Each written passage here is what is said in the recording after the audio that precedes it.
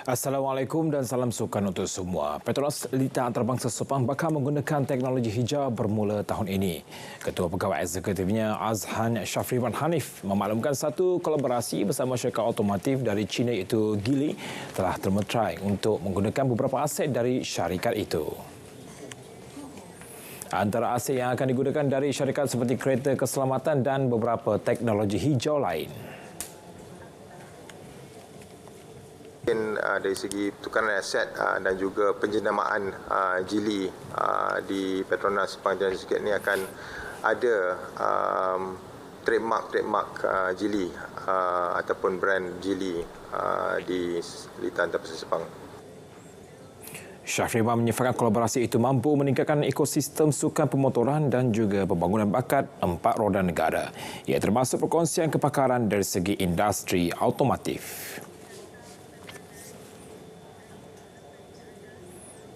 Sukan badminton, 15 negara mengesahkan permintaan di Kejohanan Badminton Berpasukan Asia 2024 BATC yang akan berlangsung pada 13 hingga 18 Februari depan di Shah Alam. Esko Belia dan Sukan dan Keusahawanan Negeri Selangor Muhammad Najwan Halimi menyifatkan BATC kali ini mampu untuk menarik minat lebih ramai pemain kerana menawarkan mata ranking bagi kelaikan kesukan Olimpik Paris. Antara yang bertanding negara-negara daripada China, Jepun, Korea, Indonesia, India, Thailand, Chinese Taipei, Hong Kong, Emirat Arab Bersatu, Arab Saudi, Myanmar, Brunei, Kazakhstan, Singapura dan Malaysia. Jadi ini merupakan bukti bahawa kejohanan ini merupakan salah satu kejohanan yang saya kira berprestij.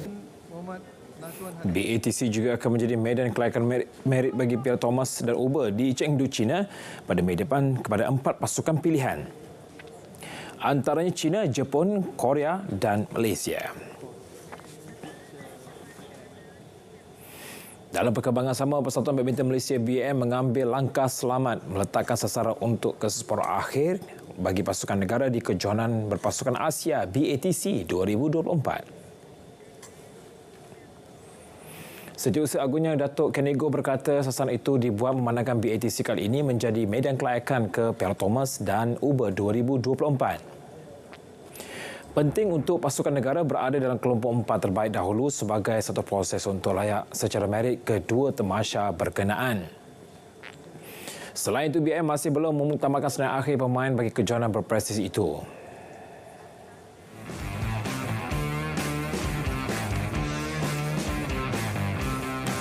Seperti yang saya katakan tadi, kami masih menunggulah, sebab kita ada sampai 26 hari bulan Januari untuk membuat pendaftaran pemain. So mungkin pengarah kejurulatihan masih memerlukan masa lah untuk membuat keputusan muktamad. Skuad lelaki negara merupakan juara bertahan selepas menundukkan Indonesia di pentas final pada edisi 2022.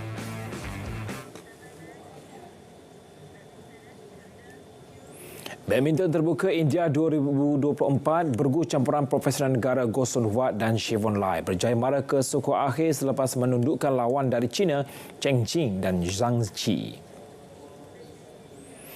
Sun Huat dan Siwon Lai hanya memerlukan 42 minit untuk menutup perlawanan dengan 26-24 dan 21-10. Mereka bakal bertemu pilihan kelima juga dari China, Jiang Zhenbang dan juga Wei Yangzin yang sebab itu menundukkan lawan dari Korea Selatan. Selain lain, satu lagi bergu campuran Chang Tang dan juga Toh Yi Wei terkandas di tangan pasangan Thailand. Turut menerima nasib sama bergu wanita Vivian Hu dan juga Lee Chiu Siu tewas kepada lawan dari Hong Kong. Hari kedua kejohanan regata antarabangsa di Raja Langkawi RLIR 2024. Pasukan Witchcraft dari Hong Kong terus mengungguli kategori racing selepas memenangi 3 perlombaan berturut-turut. Witchcraft dikendumudi oleh Nick Burns mempamerkan corak pelayaran konsisten untuk berada di kedudukan pertama dengan 5 mata penalti sekaligus meninggalkan 3 pasukan tuan rumah The Next Factor, Runners dan juga Zuha yang masing-masing mengumpul 10, 15 dan 20 mata penalti. Sementara itu, dalam kelas IRCI, wakil negara Matahari berjaya mengikut kedudukan dengan pendahulu pasukan Charchan selepas 4 perlumbaan dengan 7 mata penalti. Ia diikuti pasukan Endeavour Whitby dari Australia dan juga pasukan Phoenix dari Thailand yang berkongsi 15 mata penalti. RLIR 2024 disertai 30 bot dengan lebih 240 player bermula 16 hingga 20 Januari dengan 6 kelas pertandingan racing IRC1, IRC2, Sport Boat, Machi Hall dan Club Class.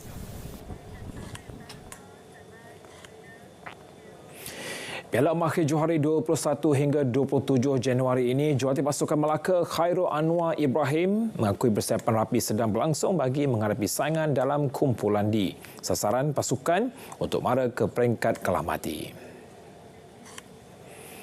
Pasukan Melaka diundi bersama Perak, Terengganu, Pulau Pinang dan Negeri Sembilan. Jelas Khairul, kejuaraan ini juga medan untuk mengenal pasti kekuatan setiap pemain untuk diserap dalam skuad kebangsaan.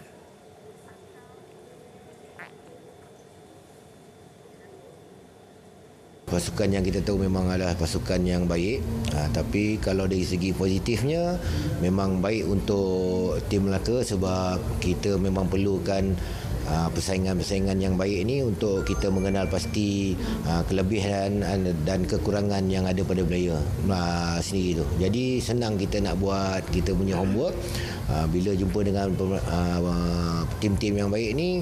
Kita memang kena sentiasa berjaga-jaga daripada awal untuk masuk ke peringkat kalah mati. Jadi bagi saya tahun ni punya